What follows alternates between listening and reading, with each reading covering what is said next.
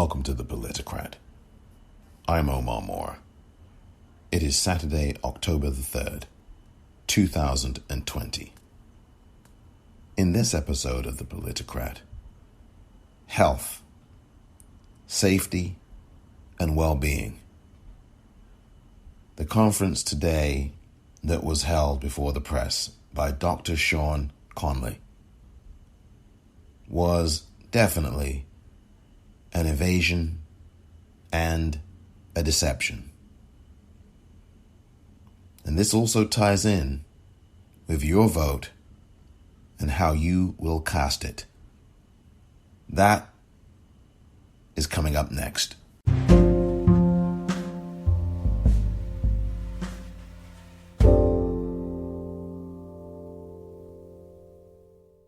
Accustomed to, where there are more questions and answers and lots of no comments. And that is very troubling. The public should see a medical press conference where every detail is shared. At one point, Dr. Conley was asked how high was the president's fever when he had a fever, and the answer was, I'd rather not give any specific numbers. It doesn't matter what he'd rather do. The American people need to have those numbers. The American people need to be given all this information as transparently and accurately as possible. So I thought this was a disturbing press conference by the president's medical team that ended up with a lot of questions, and we need to continue to show skepticism. Because here's the big thing, Fred. When Trump was on with Sean Hannity Thursday night, he acted like this was no big deal. He downplayed Hope Hicks's diagnosis. He said he was going to get a test and he would see what happens. If, in fact, he knew he had been diagnosed on Wednesday, then he was lying to the public again on Thursday night. And it raises the question of why are we getting a more bleak assessment of the president's condition on background with no name on it than we got from the doctor when he was in front of the cameras with a microphone in front of his mouth talking to us about what's going on. The White House needs to get it in one line, because this is not the time to have conflicting messages or have people questioning your credibility. This is the time for the White House to step up and actually provide clear, clean-cut answers, and that's not something that just critics of the president will ask for. Even the president's supporters will want to know what's actually going on with his health. So I think across the board, everyone believes that these statements about the president's health and what's really going on should be on the record. It's not some political analysis or anything like that about how the president feels about a certain cabinet secretary. This is literally life and death for the president, because it comes to his health for a very serious illness that we do not fully know all of the details of. So we have asked for that statement to be on the record. We have not gotten that request granted. It doesn't seem likely that we will, but we will keep pushing these officials to actually give us on the record statements so we can know who we're getting this information from. Yeah, the importance of clarity, not confusion, on the health of the president of the United States. Thank you so much, Caitlin Collins. And this is what the statement says, Frederica. The president's vitals over the last 24 hours were very concerning. And the next 48 hours will be critical in terms of his care. We are still not on a clear path to a full recovery. I want to repeat that last part. We are still not on a clear path to a full recovery. This is not at all what we were hearing from Dr. Sean Conley during this news conference.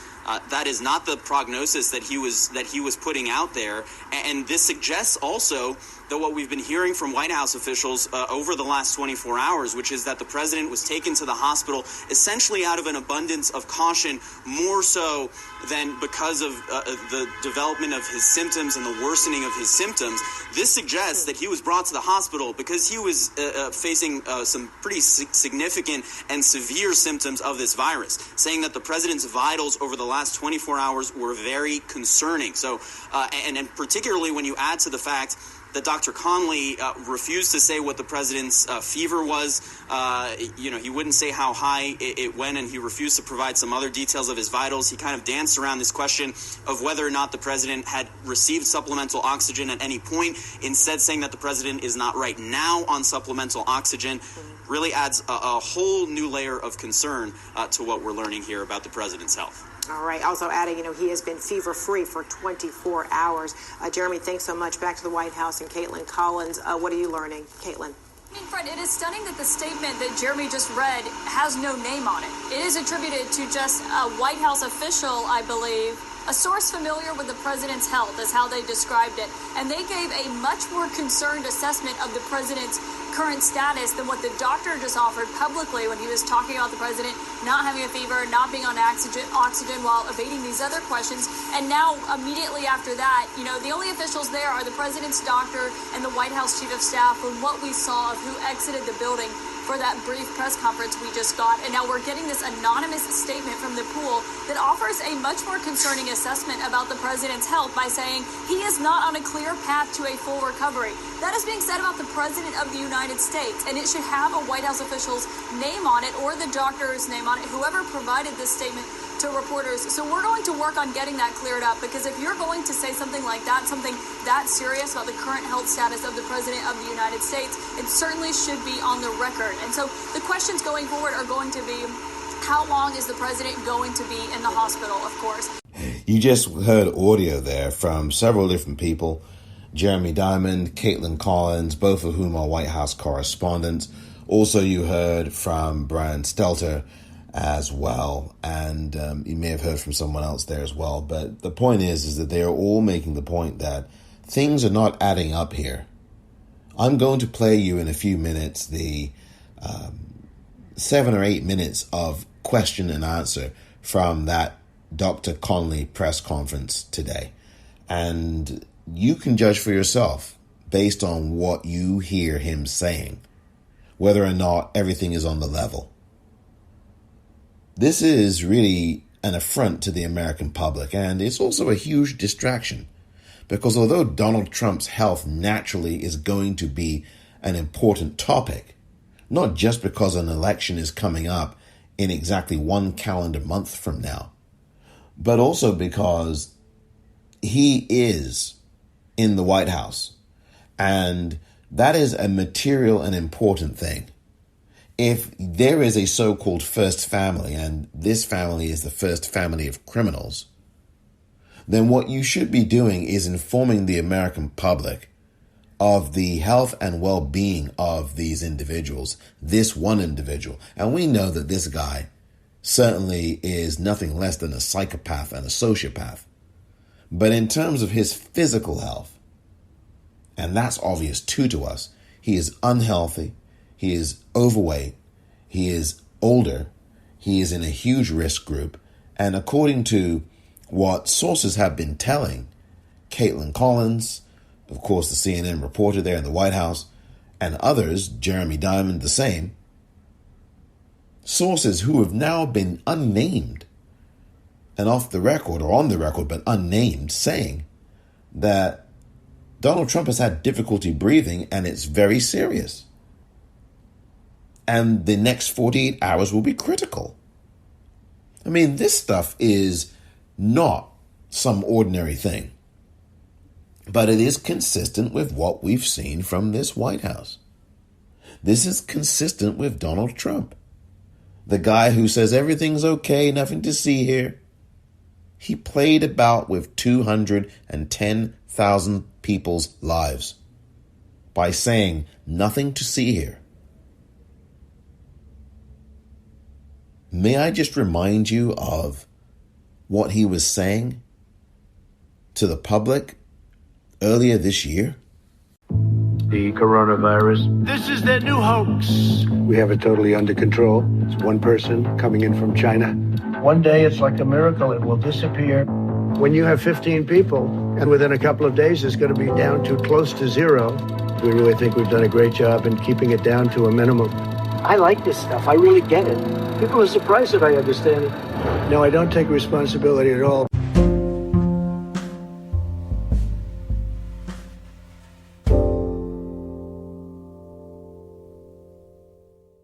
I mean, was he specifically told, do not admit that the president was on oxygen? Because, again, this is a medically relevant fact here. And then the issue that we raised before the briefing started about testing. And again, the reporter asked the right question was, when did he last have a negative test? And again, right, and he would not answer that question either. Even at the end, right when they ended the press conference, someone asked about some of the therapeutics like steroids, and again, no answer. So, you know, it's really hard, Fred, when you have these situations, because once you start to detect that someone's being evasive with you, it does throw into question everything else as well. You know, I've interviewed so many of these doctors taking care of the president, and it's always this sort of thing. Ronnie Jackson did the same thing. Would not be forthright about information. You really had to pin down, come back over and over and over again. This was not I'm glad they did this press conference, but it wasn't really helpful. Yeah. And I'm not sure how much of it, frankly, we can totally rely on in terms of this information. Yeah, it almost seems like the objective was really to convey everything's all right, as opposed to conveying, filling in the blanks that so many would have about the president's condition, the urgency of getting him to Walter Reed. His answer was, yeah, he's the president of the United States. What do people who are around the president need to know? Perhaps there's information that we need to impart, and we didn't receive it there. So I think I'm hearing from you, there's a little disappointment in what was not heard today from these doctors. Yeah. Was he on supplemental oxygen? Mm-hmm. Has he had any lab tests that would show concern about his heart? Someone asked about, has he had evidence of lung damage? And he said, well, he's gotten ultrasounds. Mm-hmm. That's not an answer to the question, right? I mean, you don't need to be a doctor to know that's not an answer to the question. Does he have viral pneumonia? I mean, these are, if you're going to come out and brief the public about the health of someone, in this case the president, those are very reasonable questions that were being asked, but unfortunately not answered.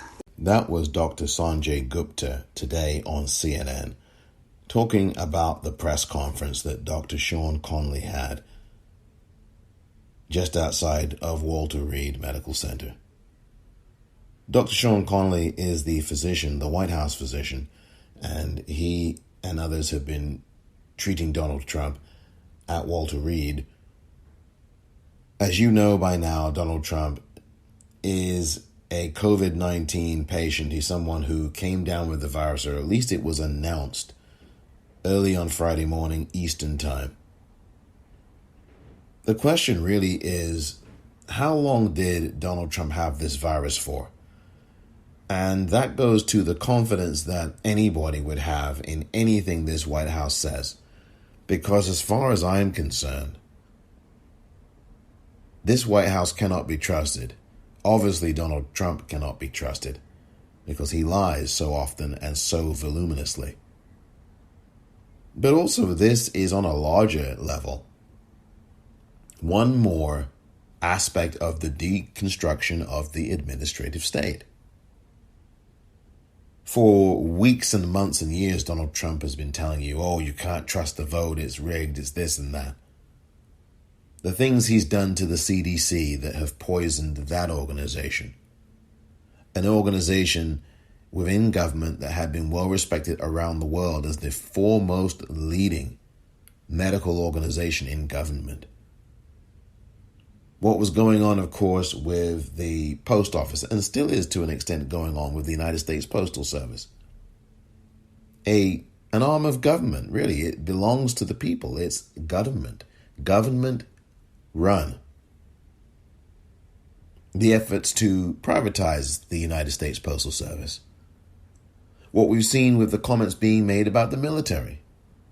And what we know that Donald Trump said about the military. What he said about John McCain, what he said about John Dingell, both of whom served in the military in the United States.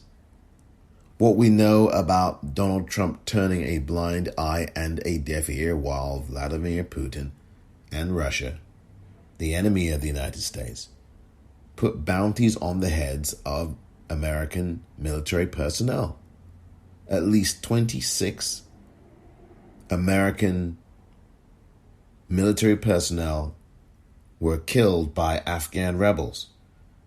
And these were as a result of bounties put on their heads by Vladimir Putin.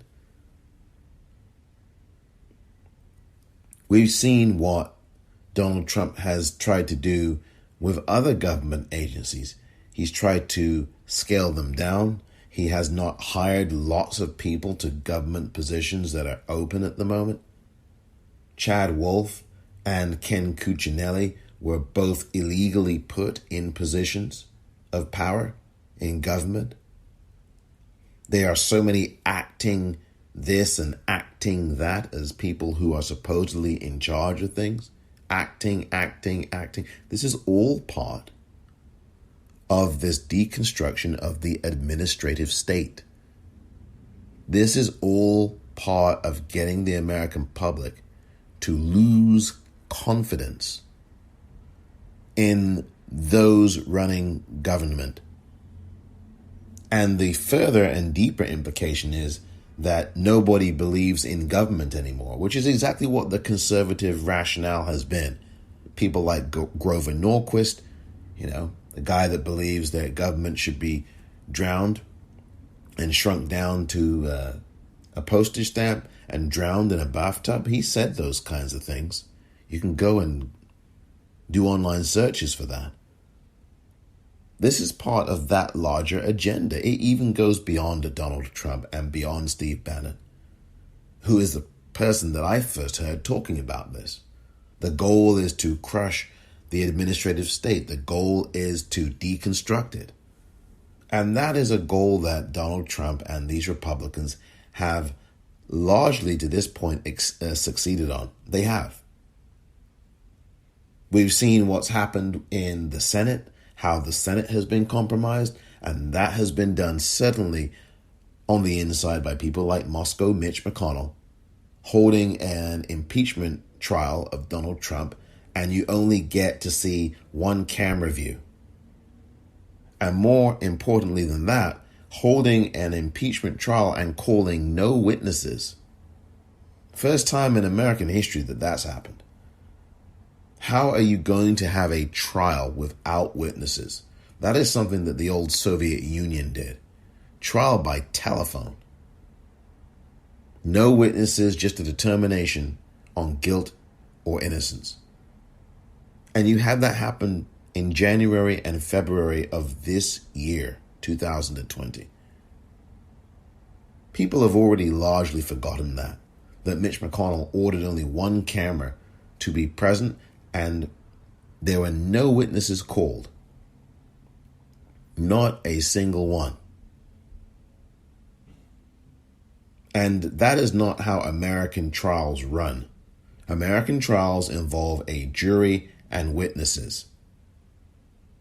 And you do not convict someone or acquit someone when there's no witnesses at all called. That is not how you hold trials in this country. That's what you do in dictatorial nations. So all of these examples and a whole lot of other ones are examples of the state being deconstructed, government being the state being deconstructed by people who are claiming to run government. But what they are really doing is they are running government into the ground here in the United States. There is no question about it. And now we're seeing it again through the physicians in the White House who are now putting out dog and pony shows for the benefit of John Barronizing the United States with these fictitious press conferences full of lies, distracting people, and not giving people the truth. I mean, this is what we need. And for 4 years, the Republicans, Donald Trump, and anybody in the administration that he purports to be part of or runs have been doing, lying to you. You have a press secretary who lies to you constantly. You have people in the CDC who have fabricated things. Rachel Maddow did a report on this a week or two ago. Fabricating and changing recommended established CDC guidelines. You have a White House task force on the coronavirus being completely shelved and sidelined.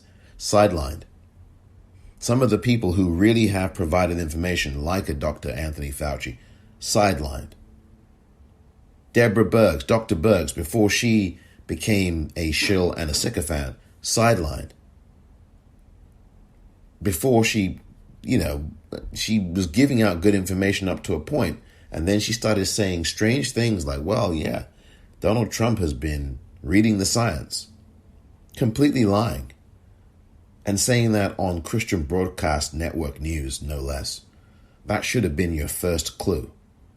That was back in April, I believe, March or April of this year. You can go and search that up as well on YouTube. It's appalling.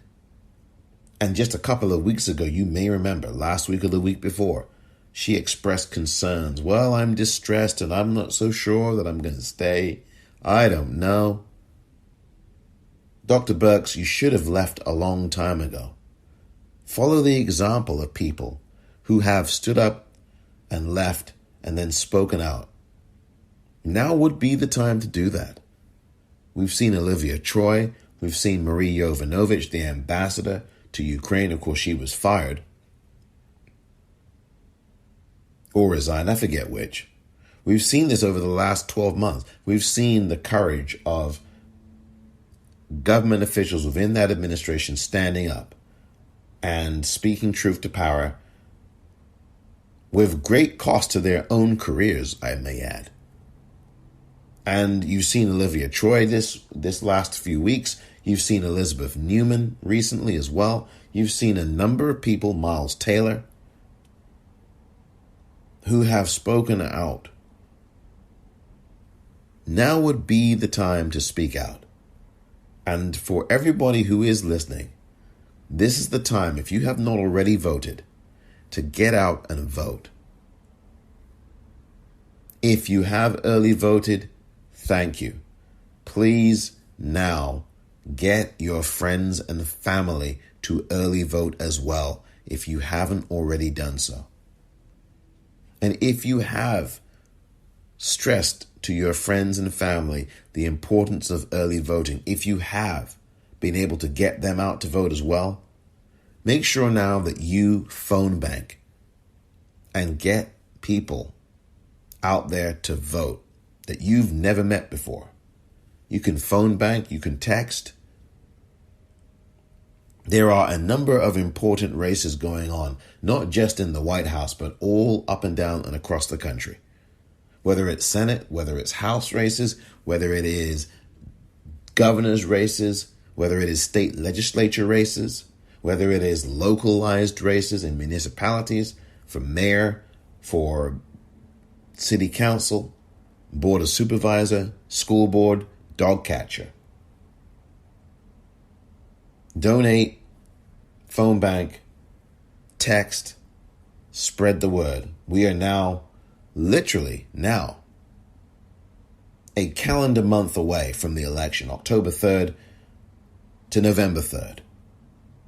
So it does behoove people, now that we are 31 days out? It really does behoove people to get out and vote early, because you won't have to worry about the constant lying and the distractions and the confusions and the disorientation and the obfuscation and the evasion. You won't have to worry about that come January 20th, 2021, if you vote these people out and do it early. That is my strongest recommendation to you. Do not wait.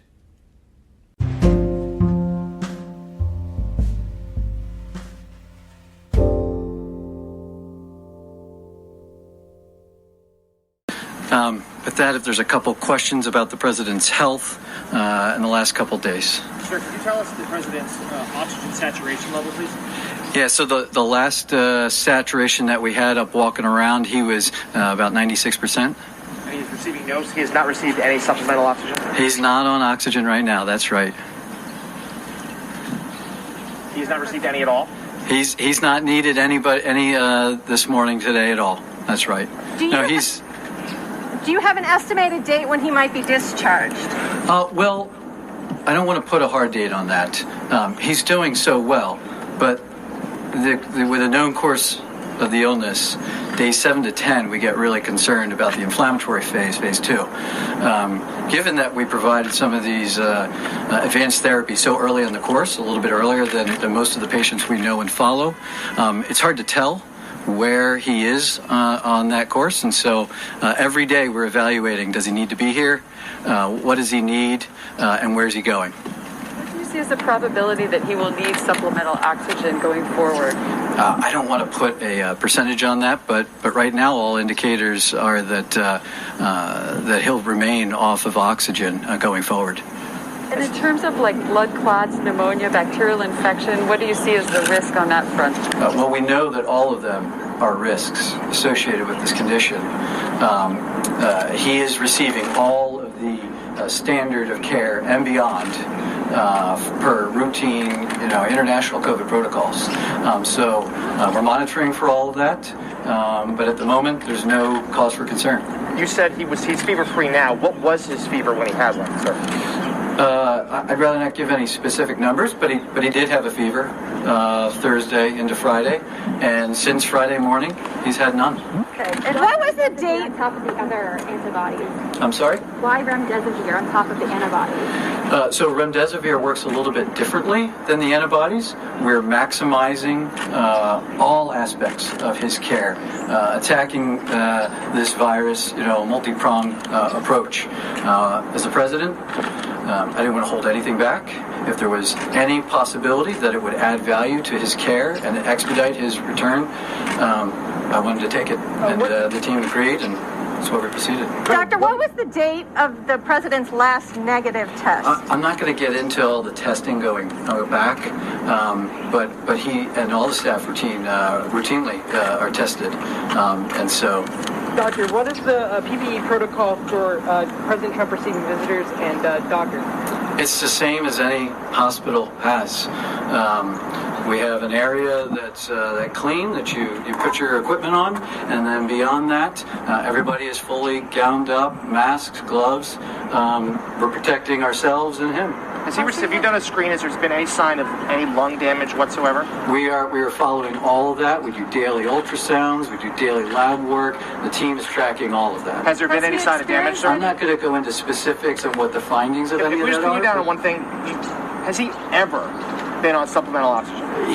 Right now, he is not on oxygen. I know you keep saying right now, but should we read into the fact that he had been previously? Yesterday and today, he was not on oxygen. So he has not been on it during his COVID treatment? He's not on oxygen right now. Has hydroxychloroquine been considered as a viable treatment option for the president? We discussed it. He asked about it. He's not on it now. And Doctor, what symptoms? Has he also experienced difficulty breathing? No, he has not. Never did. He had a little cough. He had the fever. More than anything, he's felt run down. Who is handling contact tracing? Is that the White House or CDC? The White House Medical Unit, in conjunction with, in collaboration with CDC and local, state, and health departments, are conducting all contact tracing per CDC guidelines. When was the positive diagnosis made? You said 72 hours. That would put that Wednesday. Yeah. So Thursday afternoon, following the news of a close contact, is when we repeated testing. And given kind of clinical indications, that a little bit more concern, and that's when late that night we got the PCR confirmation that he was. Is there any clarity on how he became infected? I'm not going to go into that. As far as his care, it's irrelevant. Or when he became infected? Yeah, we're not going to go into that. We're just tracking his clinical course and providing the best care we can. Will President Trump have to stay at Walter Reed to get the 5-day remdesivir treatment? We've discussed that right now. If he needs all 5 days, that will likely be the course. But again, every day we're reviewing with the team his needs for being here. And as soon as he gets to the point where it's not a requirement, he may still need some care, but if we can provide that downtown at the house, then we will transition at that point, as long as it's safe and appropriate, the team agrees. In addition to his weight, does he have any other risk factors that make him more at risk for sort of a severe case? Well, not particularly. I mean, he's 74, he's male, and he is slightly overweight. Other than that, he's very healthy. His cholesterol is great, his blood pressure is great, he's not on medication for that. He's up and active. You saw his activity, the days leading up to, the long hours and everything else. He's able to handle it. Can you provide other vitals like heart rate, blood pressure, and temperature? So his heart rate is in the 70s to 80s. His blood pressure has remained where it's historically been during our physicals. 110 to 120 systolic. He's great. It's never budged. I've had no concerns there. So why was the decision made to transfer him here? Because he's the president of the United States. And obviously, if doctors have found that the prone position is helpful for COVID, has he been in that at all? No, he asked about that. He did. Thursday into Friday. He's been briefed by the task force and all the scientists for months. And he brought that up, as we were discussing his cough. And at that time, his oxygen levels were okay, and we didn't feel like we needed to do it. We came up here, we discussed it with the team as well. We consider all options, but he has not needed any of that. Why wasn't the First Lady admitted as well?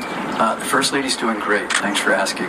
She has no indication for hospitalization, advanced therapy. She's convalescing at home. Thank you. I'm going to try to pin you down one more time. I know you said there was no oxygen. He's not on oxygen. But did he receive today? Did he receive any on Thursday? And what's today? Saturday? Saturday. No, Thursday. Okay, so no Thursday, no Friday, no Saturday. That's fine. So that was why we were confused. Thursday, no oxygen, none at this moment. Yeah, and yesterday with the team, while we were all here, he was not on oxygen. So has the president actually been admitted as a patient to this hospital? The president is a patient at Walter Reed National Military Medical Center. Is he on any steroids? Press, thank you. Thank you very much. Last question. Thank you, John. The coronavirus. This is their new hoax. We have it totally under control. It's one person coming in from China.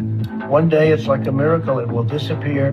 When you have 15 people, and within a couple of days it's going to be down to close to zero, we really think we've done a great job in keeping it down to a minimum. I like this stuff. I really get it. People are surprised that I understand it. No, I don't take responsibility at all. So you heard it. You heard very clearly all of the downplaying of what has happened here these last 7 or 8 months.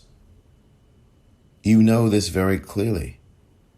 You know that he, at the same time, he was lying to us and telling us that this was not a big deal. It's going to go away in a few days or months when April came, and all of this kind of nonsense. These lies.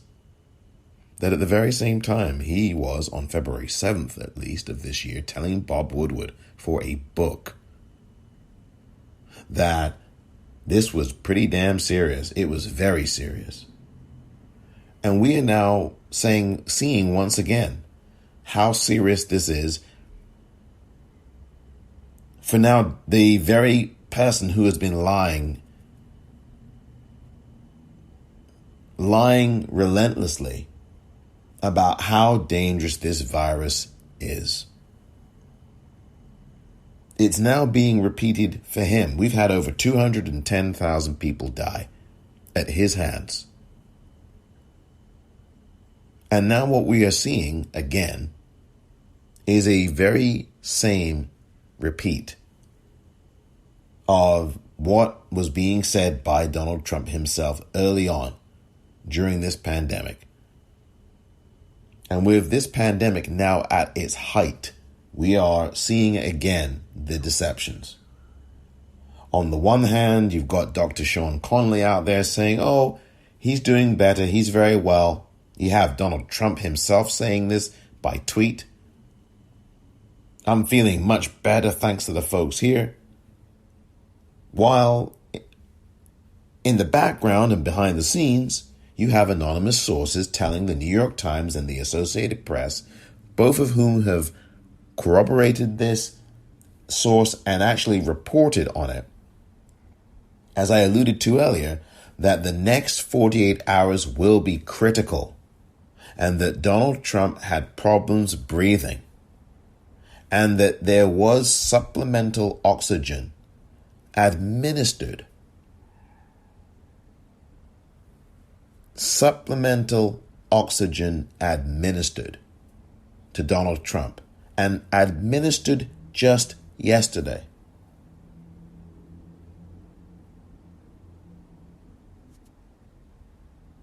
So I just do not understand what we are hearing from Dr. Sean Conley other than to say that it is a bunch of lies.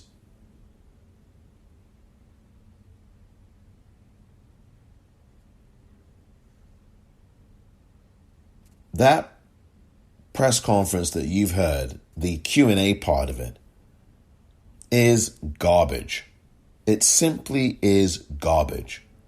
And there is nothing more to say about it other than that. Now, the question that I have is, will the media focus on anything else in these next couple of weeks?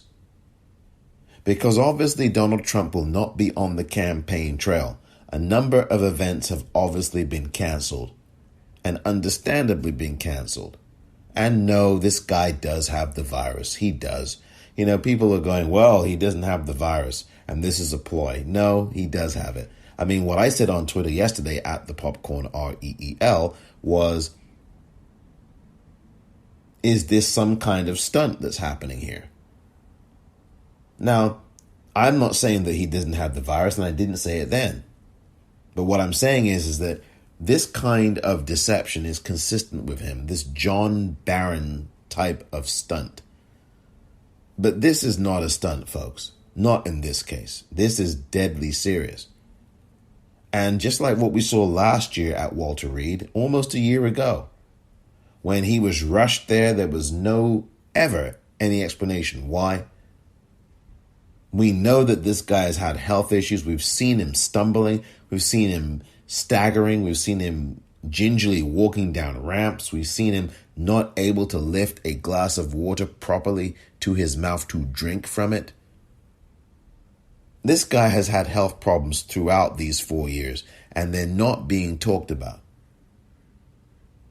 We knew more about Supreme Court Justice Ruth Bader Ginsburg's health problems than we've known about any health problems that Donald Trump has had while he's been in the White House.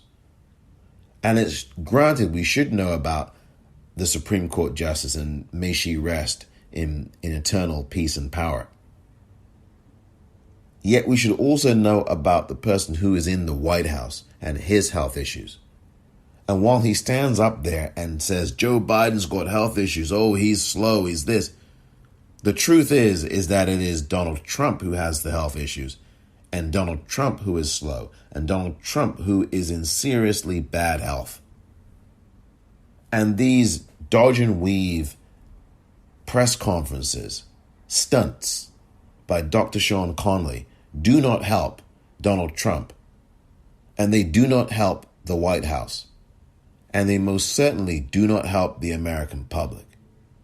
And what's more, they are a further reinforcement of an insult and a spit in the eye to the families of the 210,000 people and counting who have lost their lives to this virus at the hands of Donald Trump.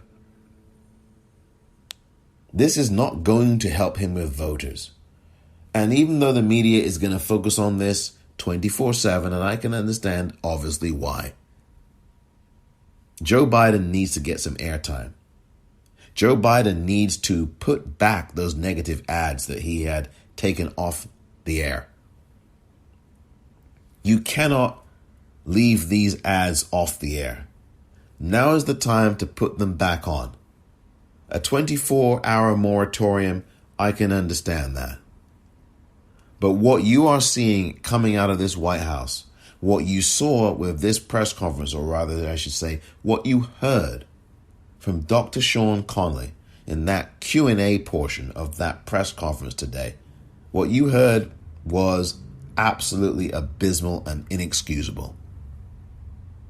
Joe Biden cannot afford to be so kind and charitable. And indeed, yesterday when he spoke in Michigan, Joe Biden was respectful, extended the courtesy of hoping for a speedy recovery and well wishes to both Donald Trump and Melania Trump. But it is clear that even as Joe Biden was doing that, the Donald Trump campaign said that they would not be taking their negative ads against Joe Biden offline. They would continue them. And even while Joe Biden wishes for a speedy recovery and all of these things, Donald Trump and the Trump campaign did not do Joe Biden, Jill Biden, and the Biden campaign the courtesy or the decency to tell them that Donald Trump had coronavirus. I dare say that he had coronavirus at that debate. If you watch that debate again, if you dare watch that debate again, and I said this to you before, certainly said it on Twitter, I said it here, he did not look well.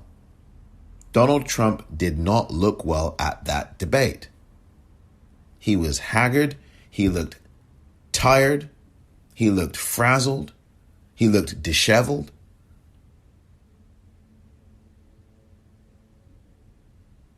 He did not look well. And it was reflected also in his behavior, in his performance. He's shouting and interrupting. According to Democracy Now!, the progressive news program that is hosted by Amy Goodman, Donald Trump interrupted Joe Biden 138 times. May have been 128, but either one. Really? 138 times? 128 times? During the debate, they were about 10 to 12 feet apart. Well, they need to be 25 feet apart. The cosmetics of television cannot be as compelling as the health of not only Vice President Joe Biden, who's 3 years older than Donald Trump, but the health of everybody in that room. You've got a stark, raving, mad, clownish lunatic and sociopath and psychopath shouting and screaming all the way through that debate, interrupting. And he has coronavirus, and clearly he had coronavirus before that debate. And I believe he had been tested positive before that debate. Now, I don't know. I've got no proof. It's a guess. It's speculation. It is not an educated piece of communication I'm giving you. But it is my speculation. And given the inconsistencies of Dr. Sean Conley saying that, it's been 72 hours, when we had been told it had been rather 36 hours since the diagnosis.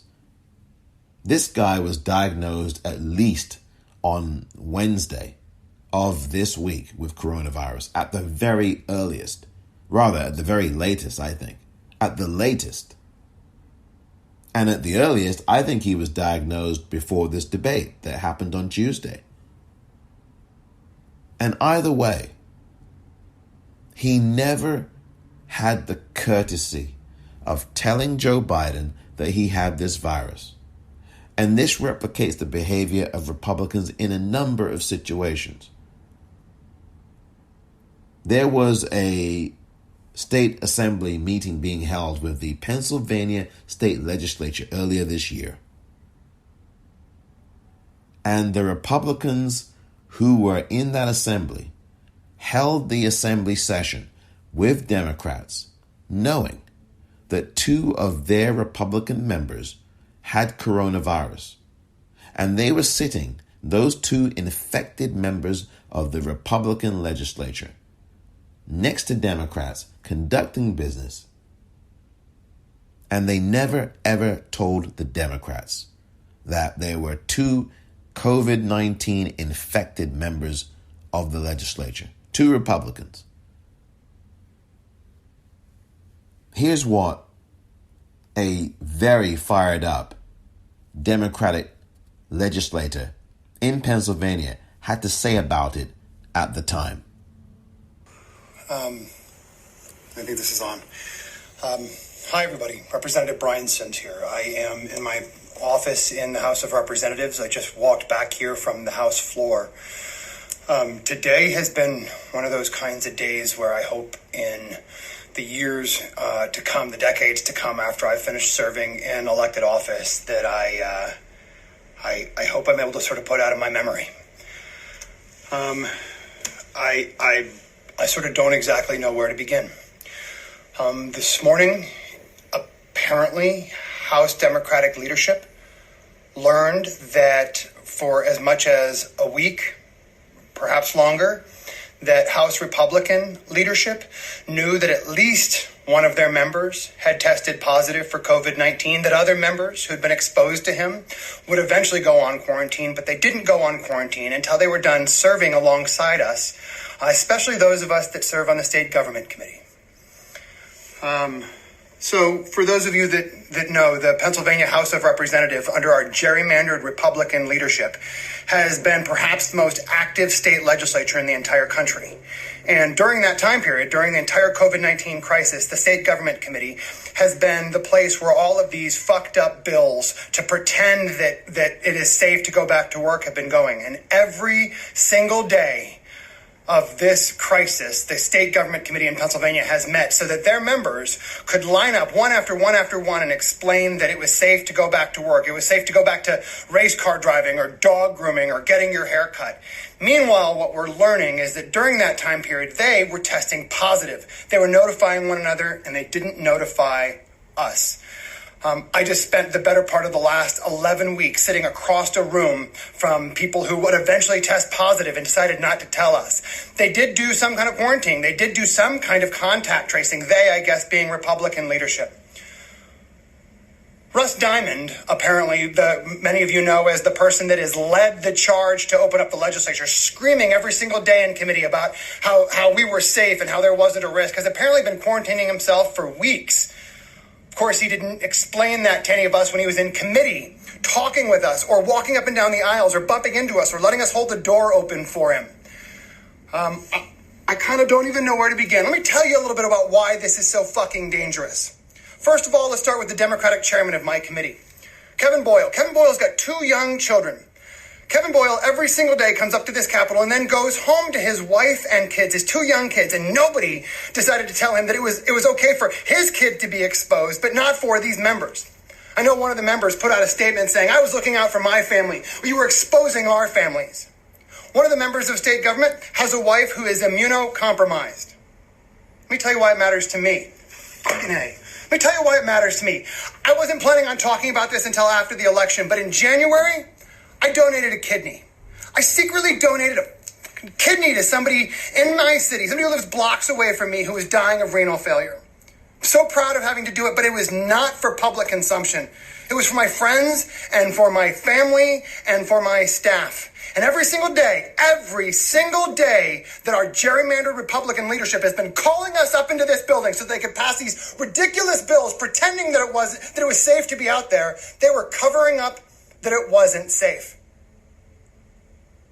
You have no idea how the people around you are impacted, and that's why it's so important to notify people. So here's what needs to happen. Here's what I think needs to happen. First of all, Mike Turzai, the Speaker of the House, needs to resign.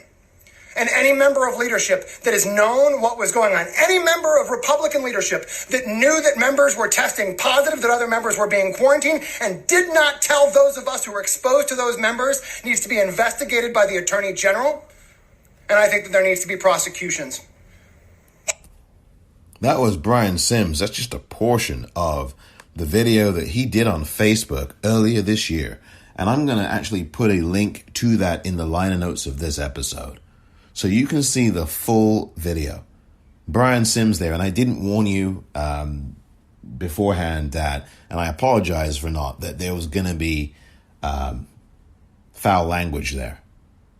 But can you blame Representative Brian Sims for cursing? That was just part of his Facebook message. Brian Sims is a Democratic legislator in Pennsylvania. And that was what he was saying.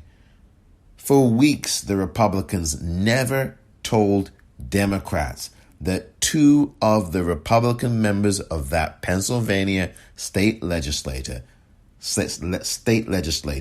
had been infected with coronavirus. I mean, that is criminal. And that's exactly how these Republicans have behaved throughout the country. Don't tell anybody, keep it a secret, no big deal, it's not a problem, just like Donald Trump. It'll go away in a couple of days. It'll be down to zero. I mean, this is exactly how the Republicans have operated. And they're doing it again. They're doing it again with this event at the White House last week in the Rose Garden, where you had people jammed in there, very few people wearing masks, no physical distancing. This is a death cult. It's a death cult. Now you've got all of these top-level officials in the White House infected. You've got 3 U.S. senators now infected. I believe Ron Johnson is one now, if I'm not mistaken. If he isn't, I apologize. But there have been senators now, 3 of them infected. Tom Tillis, infected. Mike Lee, infected. Seen hugging people who they all need to get tested. Everyone at that event now, from last Saturday, to announce Amy Coney Barrett as the pick for the Supreme Court, every person there needs to be tested, and not just once. You have Kellyanne Conway now. She announced last night on Twitter, that she has tested positive. Her daughter scooped her, by the way, on TikTok. And her daughter and her have been at odds, and her daughter and the way her daughter's been treated. And she's talked about this publicly on social media, her daughter, Claudia Conway, led to Kellyanne Conway, her mother, resigning from the White House because she wanted to deal with quote-unquote family issues. George Conway, too, has stepped back, although he's been back on Twitter lately, but to deal with some of the things going on internally in the household vis-a-vis their daughter. But look, the point of the matter is that you now have Kellyanne Conway infected. She wasn't wearing a mask. Tom Tillis actually was wearing one. But again, if you are with a group of people for a prolonged period of time, where there are also indoor receptions on that same day around the White House concerning this pick, you're going to get infected. When you are not practicing physical distancing, you're going to get infected.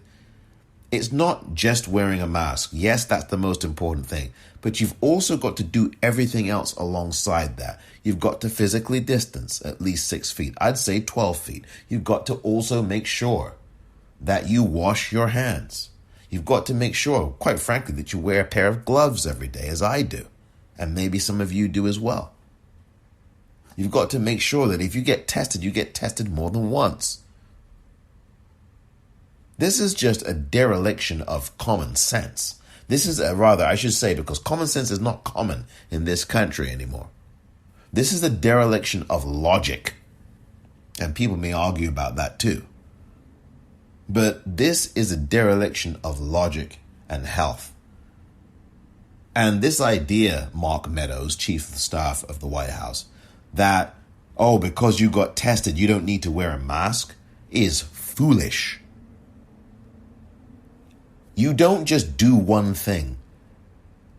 You cannot afford to be lazy. You do not do just one thing in the face of a severely contagious virus. It's incredibly contagious. You do not do just one thing, Mark Meadows. Testing is not enough. That you got a negative result is not enough. You have to wear a mask. You have to practice physical distancing. You have to continue to be tested.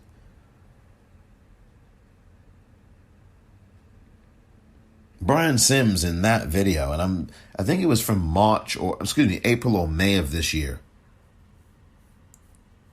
And that was just a portion of the video. That was only a third of the video. I'll post a link to this in the liner notes of this episode.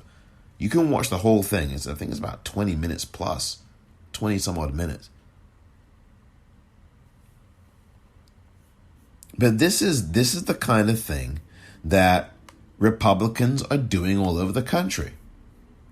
The governors of these states, these Republican governors, whether it's in Iowa, whether it's in South Dakota, whether it's in Georgia, whether it's in Florida in particular, Arizona,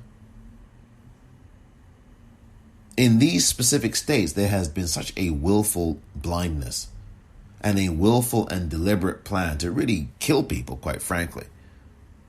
All of these states I've mentioned have high rates of coronavirus infection.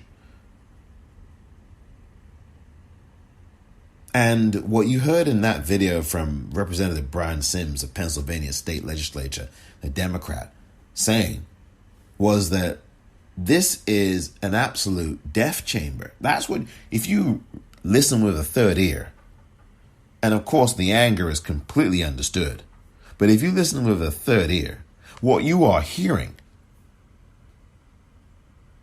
is that he's saying it, these Republicans are a death cult. He's saying it without saying it. They are a death cult. And this video was from May of this year. He is urging people, and by the way, you can follow Brian Sims at Brian Sims, S-I-M-S, and Brian is the common spelling, B-R-I-A-N. Brian Sims, P-A, is his Twitter handle. You can follow him. I'll put that on there as well on the link to the liner note in the liner notes of this episode. That is what's going on. These Republicans all over the country are doing this. It's willful, it's deliberate, it's dangerous. And Donald Trump has killed over 210,000 people in this country. With his lies, with his deliberate non-action. This is not about incompetence, folks. You can't tell me that all of these Republican officials are incompetent. This is willful. This is destructive, and it is dangerous. It is homicidal. It is psychopathic. And that's the kind of language that people should be using, including in the corporate news media. Kellyanne Conway infected. Tom Tillis, the senator, infected. Mike Lee, the senator, infected. The head of Notre Dame, he's infected. Chris Christie this morning announced he is infected. You've got 3 White House journalists infected. Trump infected. Melania Trump infected. Hope Hicks infected. And I'm quite frankly thinking that they all got this from Donald Trump. You know, it was all, well, Hope Hicks is, and she must be patient zero. No, maybe it's not that Hope Hicks is patient zero. Maybe it's Donald Trump who is. Donald Trump is the one who's been meeting all these people. How can you trust a White House that is pox-ridden and infected with lies and coronavirus? How can you trust them? You can't. But what you can trust in is your voice. What you can trust in is your power. And what you can trust in is that if you and your friends and your family, and if you tell everyone you know to vote, and if you all vote and vote early right now, you won't have to worry after January 20th, 2021, about all of these lying, criminal Republican people in office. Because if you vote them out, you will have a Democratic administration, Democratic state houses, Democratic legislatures, more of them, who will actually turn the tide and start to address and deal with all of this death and destruction and have better testing and better tracing and tracking. Donald Trump's campaign for the White House is kaput. But that does not mean that you stop voting. That does not mean that you take for granted that Joe Biden is going to win. The best way to ensure a Donald Trump exit from the White House is for you to vote him out. Give him the boot at the ballot box, and give him the boot early. Early voting is coming to California at the beginning of next week. It's coming to other states next week. We have, I think about 30 states voting now. There's probably not going to be a second presidential debate. The Commission on Presidential Debates, to the best of my knowledge, has not announced anything yet. And again, you cannot tell me that this coronavirus positive test was found out first time around on Friday morning. You can't tell me that. Donald Trump has known that he's been testing positive for this virus for days, in my view. And to release a tweet at just before 1 a.m. Eastern time on a Friday morning, no.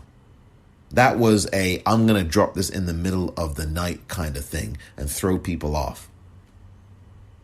That's what that is. I just do not trust this White House. And what we need is a trust in our institutions of voting. Because although there's lots to fix, one thing's for sure, if you leave Donald Trump in the White House, they will not only not be fixed, they will be further destroyed. You need to mobilize right now and vote right now.